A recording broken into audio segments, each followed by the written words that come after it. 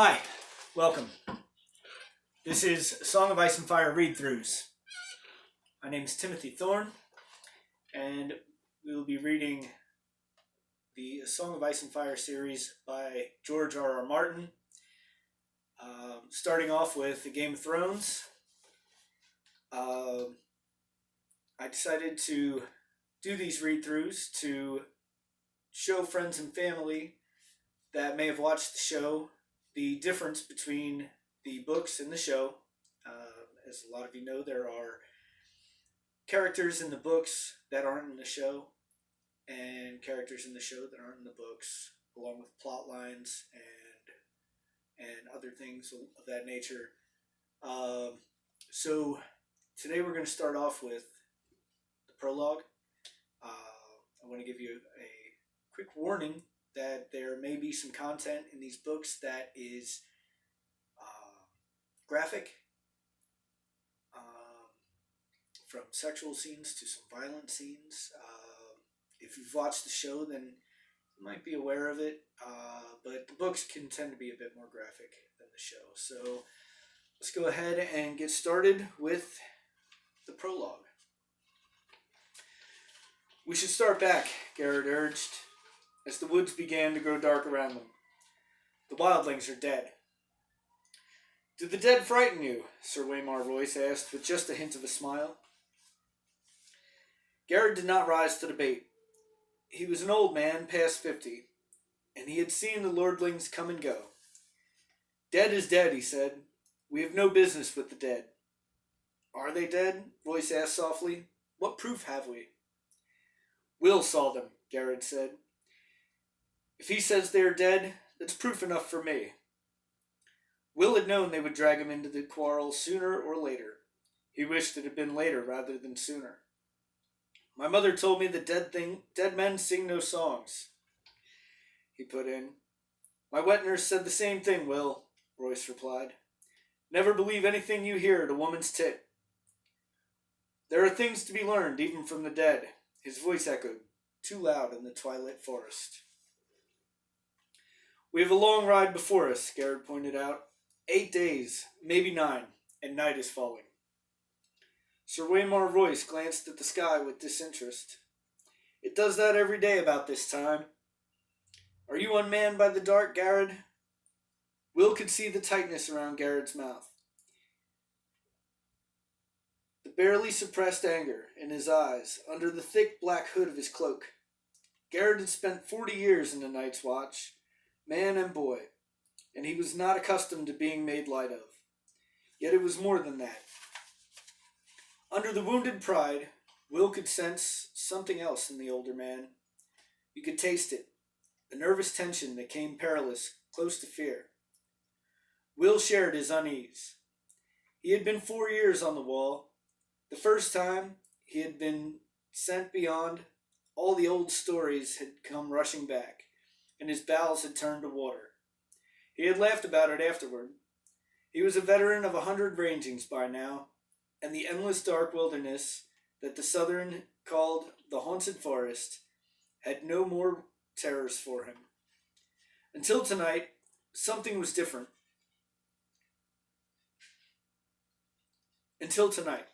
Something was different tonight. There was an edge to this darkness that made his hackles rise. 9 days they had been riding north and northwest, and then north again, farther and farther from the wall, hard on the track of a band of wildling raiders. Each day had been worse than the day that had come before it. Today was the worst of all. A cold wind was blowing out of the north. It made the trees rustle like living things. All day, Will had felt as though something were watching him, something cold and implacable that loved him not. Garrett had felt it too. Will wanted nothing so much as to ride hell-bent for the safety of the wall, but that was not a feeling to share with your commander, especially not a commander like this one. Sir Waymar Royce was the youngest of an ancient house, with too many heirs. He was a handsome youth of 18, gray-eyed and graceful, and slender as a knife. Mounted on his huge black destrier, the knight towered above Will and Garrett on their smaller garrons. He wore black leather boots, black woolen pants, black moleskin gloves, and a fine supple coat of gleaming black ringmail over layers of black wool and boiled leather. Sir Waymar had been a sworn brother of the Night's Watch for less than half a year, but no one could say he had not prepared for his vocation, at least in so far as his wardrobe was concerned. His cloak was his crowning glory, sable, thick, and black, and soft as sin. Bet he killed them all himself. Bet he killed them all himself, he did, Garrett told the barracks over wine. Twisted their little heads off, our mighty warrior. They had all shared the laugh. It's hard to take orders from a man you laughed at in your cups, Will reflected as he sat shivering atop his garron. Garrett must have felt the same. Mormont said, as we should track them. And we did, Garrett said. They're dead. They shan't trouble us no more. There's hard riding before us. I don't like this weather. If it snows, we could be a fortnight getting back. And snow's the best we can hope for. Ever seen an ice storm, my lord? The lordling seemed not to hear him.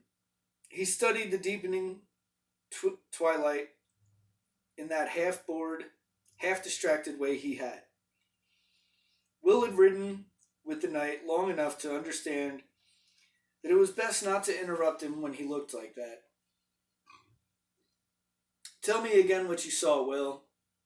All the details. Leave nothing out. Will had been a hunter before he joined the Night's Watch. Well, a poacher, in truth. Mallister free riders had caught him red-handed in the Mallister's own woods, skinning one of the Mallister's own bucks, and it had been a choice of putting on the black or losing a hand. No one could move through the woods as silent as Will, and it had not taken the Black brothers long to discover his talent. The camp is 2 miles farther on, over that ridge, hard beside a stream, Will said. I got as close as I dared. There's 8 of them, men and women both. No children, I could see. They put up a lean-to against the rock. The snow's pretty well covered it now, but I could still make it out. No fire burning, but the fire pit was still plain as day. No one moving. I watched a long time. No living man ever lay so still. Did you see any blood? Well, no, Will admitted. Did you see any weapons? Some swords, a few bows. One man had an axe. Heavy looking, double-bladed. A cruel piece of iron. It was on the ground beside him, right by his hand. Did you make note of the position of the bodies? Will shrugged. A couple are sitting up against the rock, most of them on the ground, fallen like. Or sleeping, Royce suggested. Fallen, Will insisted. There's one woman up in Ironwood, half hid in the branches. A Far Eyes. He smiled thinly. I took care she never saw me. When I got closer, I saw she wasn't moving either. Despite himself, he shivered. You have a chill? Royce asked. Some, Will muttered. The wind, my lord. The young knight turned back to his grizzled man-at-arms. Frost-fallen leaves whispered past them, and Royce's destrier moved restlessly. What do you think might have killed these men, Garrett? Sir Waymar asked casually. He adjusted the drape of his long sable cloak. It was the cold, Garrett said with iron certainty. I saw men freeze last winter, and the one before, when I was half a boy. Everyone talks about snows 40 foot deep, and how the ice wind comes howling out of the north. But the real enemy is the cold. It steals up on you quieter than will, and at first you shiver, and your teeth chatter, and you stamp your feet and dream of mulled wine and nice hot fires. It burns, it does. Nothing burns like the cold, but only for a while. Then it gets inside of you and starts to fill you up, and after a while, you don't have the strength to fight it. It's easier just to sit down or go to sleep. They say you don't feel any pain towards the end. First you go weak and drowsy, and everything starts to fade, and then it's like sinking into a sea of warm milk, peaceful like. Such eloquence, Garrett, Sir Waymar observed. I never suspected you had it in you. I've had the cold in me too, lordling. Garrett pulled back his hood, giving Sir Waymar a good look at the stumps where his ears had been. 2 ears, 3 toes, and the little finger off my left hand. I got off light. We found my brother frozen at his watch with a smile on his face. Sir Waymar shrugged. You ought dress more warmly, Garrett. Garrett glanced at the lordling. The scars around his ear holes flushed red with anger where Maester Aemon had cut the ears away. We'll see how warm you can dress when the winter comes. He pulled up his hood and hunched over his garron, silent and sullen. If Garrett said it was the cold, Will began. Have you ever drawn any watches this past week, Will? Let me say that again. Have you drawn any watches this past week, Will? Yes, my lord. There never was a week when he did not draw a dozen bloody watches. What was the man driving at? And how did you find the wall? Weeping, Will said, frowning. He saw it clear enough now that the lordling had pointed it out. They couldn't have froze, not if the wall was weeping. It wasn't cold enough. Royce nodded. Bright lad. We've had a few light frosts this past week, and a quick flurry of snow now and then, but surely no cold fierce enough to kill 8 grown men, men clad in fur and leather. Let me remind you, with shelter near at hand, and the means of making fire. The knight's smile was cocksure. Will, lead us there. I will see these dead men for myself. And then there was nothing to be done for it. The order had been given, and honor bound them to obey. Will went in front, his shaggy little garron picking the way carefully through the undergrowth. A light snow had fallen the night before, and there were stones and roots and hidden sinks laying just under its crust, waiting for the careless and the unweary. Sir Waymar Royce came next, his great black destrier snorting impatiently. The war horse was the wrong mount for ranging, but try and tell that to the lordling. Garrett brought up the rear, the old man-at-arms muttering to himself as he rode. Twilight deepened. The cloudless sky turned a deep purple, the color of an old bruise, then faded to black. The stars began to come out. A half-moon rose. Will was grateful for the light. We can make a better pace than this, surely, Royce said when the moon was full risen. Not with this horse, Will said. Fear had made him insolent. Perhaps, my lord, would care to take the lead?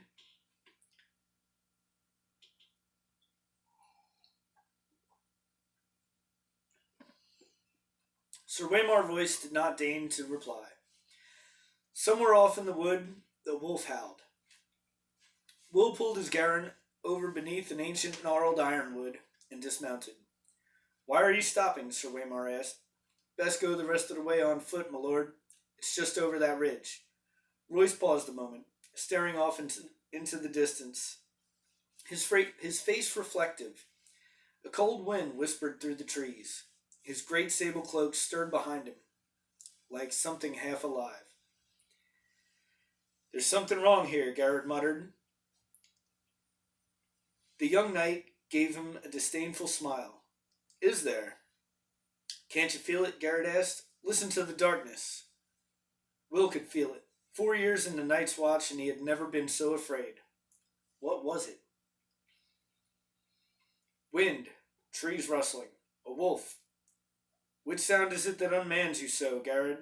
When Garrett did not answer, Royce slid gracefully from his saddle. He tied the destrier securely to a low-hanging limb, well away from the other horses, and drew his longsword from its sheath. Jewels glittered in its hilt, and the moonlight ran down the shining steel. It was a splendid weapon, castle-forged, and new-made from the look of it. Will doubted it had ever been swung in anger. The trees press close here, Will warned. That sword will tangle you up, my lord. Better a knife. If I need instruction, I will ask for it, the young lord said. Garrett, stay here, guard the horses. Garrett dismounted. We need a fire. I'll see to it. How big a fool are you, old man? If there are enemies in this wood, a fire's the last thing we want. There's some enemies a fire will keep away, Garrett said. Bears and direwolves and other things. Sir Waymar's mouth had become a hard line. No fire. Garrett's hood shadowed his face, but Will could see the hard glitter in his eyes as he stared at the night. For a moment, he was afraid the older man would go for his sword. It was a short, ugly thing, its grip discolored by sweat, its edge nicked from hard use. But Will would not have given an iron bob for the lordling's life if Garrett pulled it from its scabbard. Finally, Garrett looked down.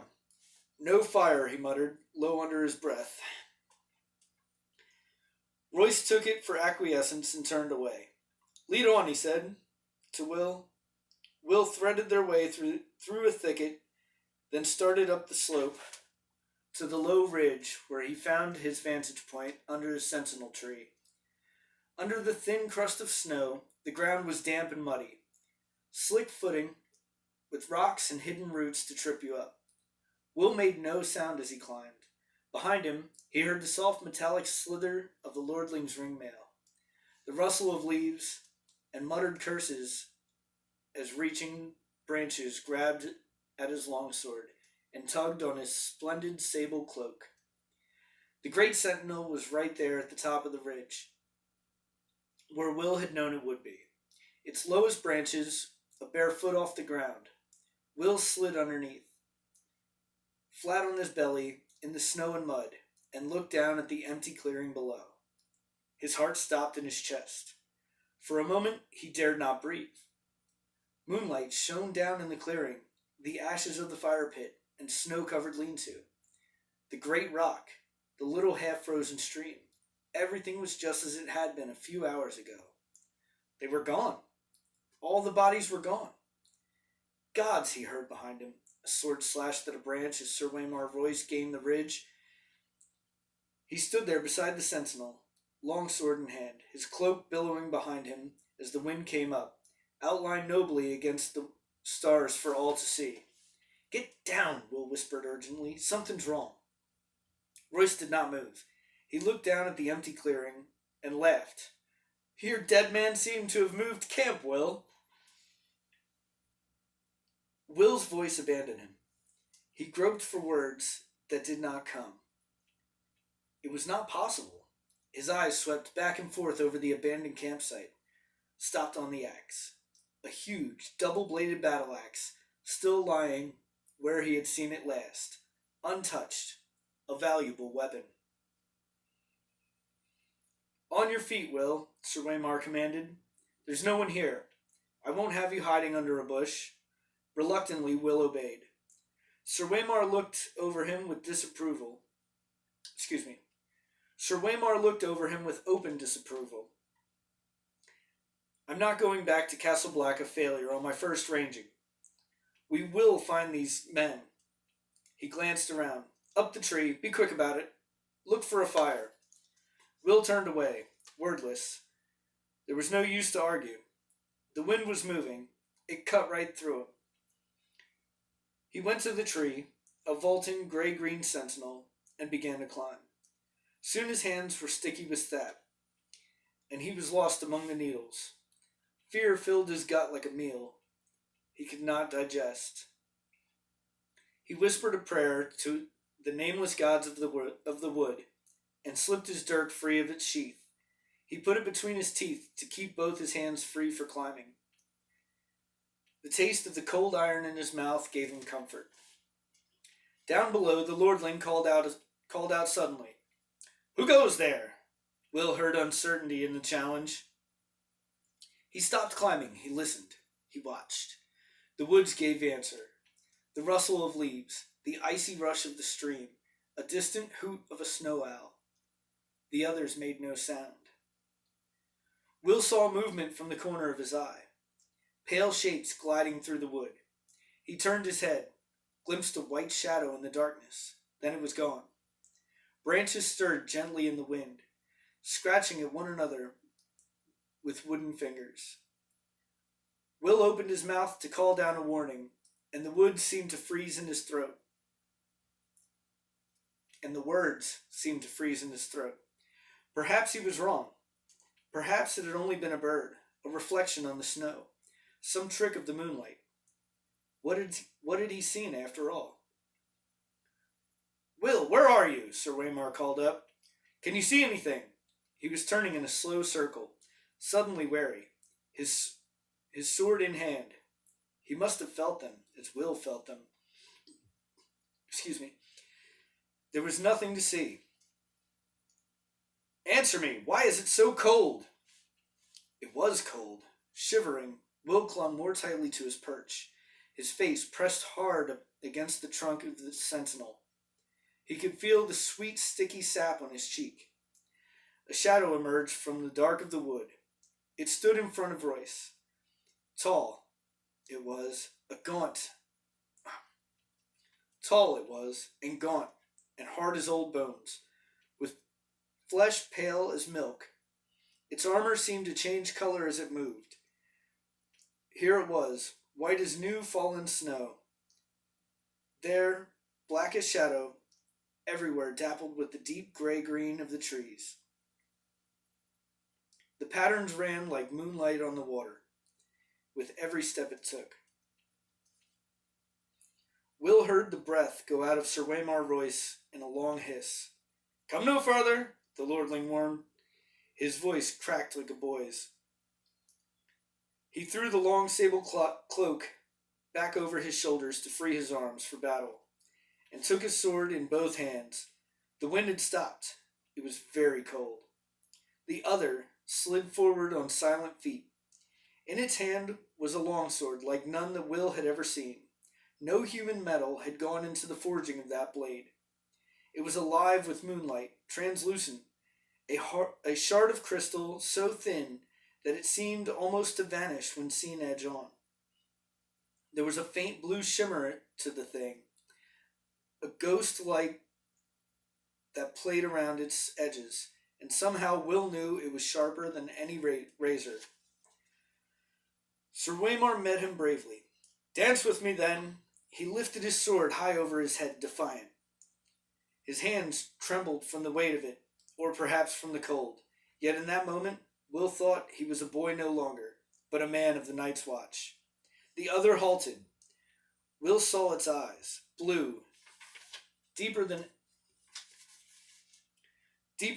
and bluer than any human eyes, a blue that burned like ice. They fixed on the longsword, trembling on high. Watched the moonlight running cold along the metal. For a heartbeat, he dared to hope. They emerged silently from the shadows. Twins to the first. 3 of them. 4. 5. Sir Waymar may have felt the cold that came with them, but he never saw them, never heard them. Will had to call out. It was his duty, and his death if he did. He shivered and hugged the tree, and kept the silence. The pale sword came shivering through the air. Sir Waymar met it with steel. When the blades met, there was no ring of metal on metal, only a high, thin sound at the edge of the hearing, like an animal screaming in pain.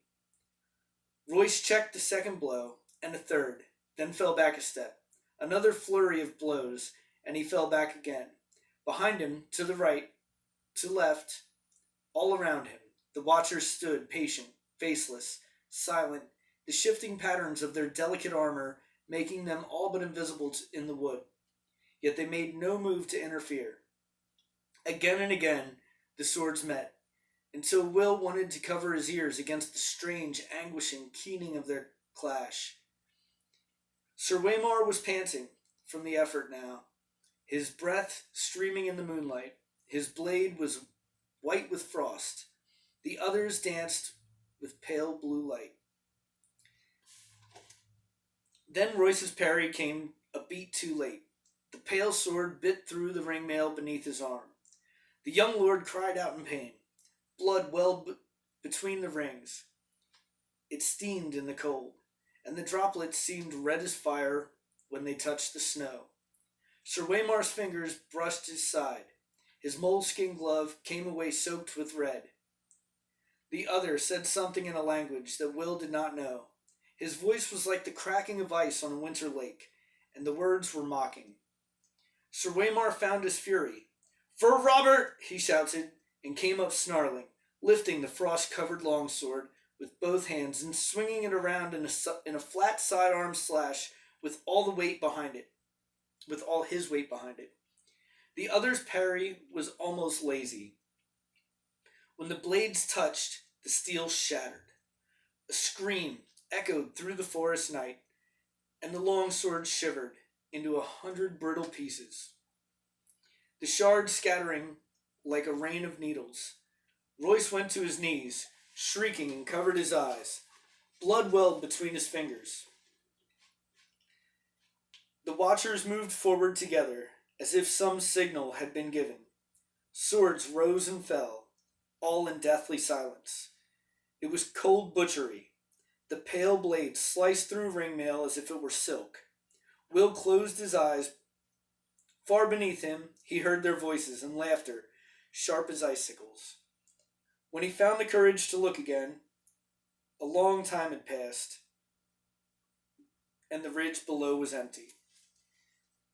He stayed in the tree, scarce daring to breathe. While the moon crept slowly across the black sky, finally, his muscles cramping and his fingers numb with cold, he climbed down. Royce's body lay face down in the snow, one arm outflung.